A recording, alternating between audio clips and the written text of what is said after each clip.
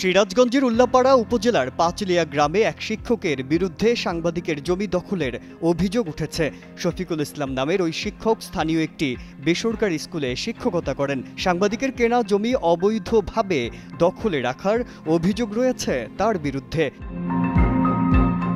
ভুক্তভোগী সাংবাদিক জিন্নাহ ফারুক জানান, তার কেনা জমি অবৈধভাবে দখল করে রেখেছেন শফিকুল ইসলাম। বিষয়টি নিয়ে স্থানীয়ভাবে মীমাংসা করে দেয়া হলেও তা মানতে নারাজ ওই শিক্ষক। সেখানে সম্প্রতি শফিকুল ইসলাম মাস্টার নামের একজন স্কুল শিক্ষক আমার জায়গাতে অবৈধভাবে রাতের অন্ধকারে এটি টিনশেড ঘর নির্মাণ করে।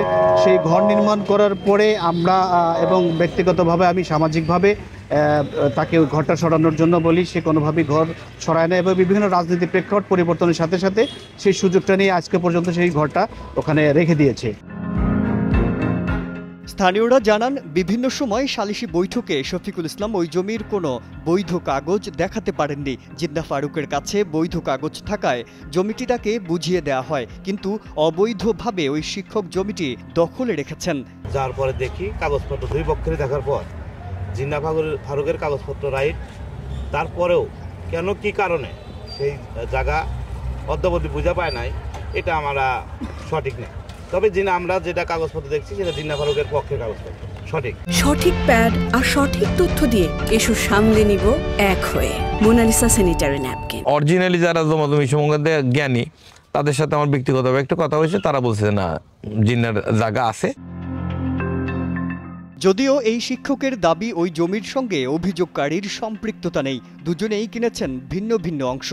জিন্নাহ ফারুকের সাথে আমার এই জায়গার কোনো সংশ্লিষ্টতা নাই, কারণ সে কিনছে বোনের অংশ, আমরা কিনছি বাইকের অংশ। আমরা এওজ বদল করে নিছি, মানে এওজ বদলের ভিত্তিতে কোর্টের মাধ্যমে আমরা করে নিছি। তবে ভূমি কর্মকর্তা বলছেন ভিন্ন কথা। সরকারি নথিপত্রে জমির মালিকানায় জিন্নাহ ফারুকের নাম পাওয়া গেলেও খুঁজে পাওয়া যায়নি শফিকুল ইসলামের নাম। জিন্নাহ ফারুক নাম আছে 6.5 শতক, 7 শতক খারিজ করা ছিল, 1/2 শতক অধিগ্রহণ গেছে রাস্তায় শাসিক করবে, বাকি 6.5 শতক তার নামে হোল্ডিং আছে। আর একজনের কথা বলে শফিকুল ইসলাম মাস্টার না, উনি একটা আবেদন দিয়েছিলেন, কিন্তু আবেদন দেওয়ার পরে জমির তার কাগজপত্র মিল না থাকায় মূল জমির স্থিতি পাইনি আমরা, যার জন্য নামজারি আবেদনটা নামঞ্জুর হয়েছে। ভূমি কর্মকর্তার বক্তব্যেই বোঝা যায় জমিটির প্রকৃত মালিকানা সম্পর্কে।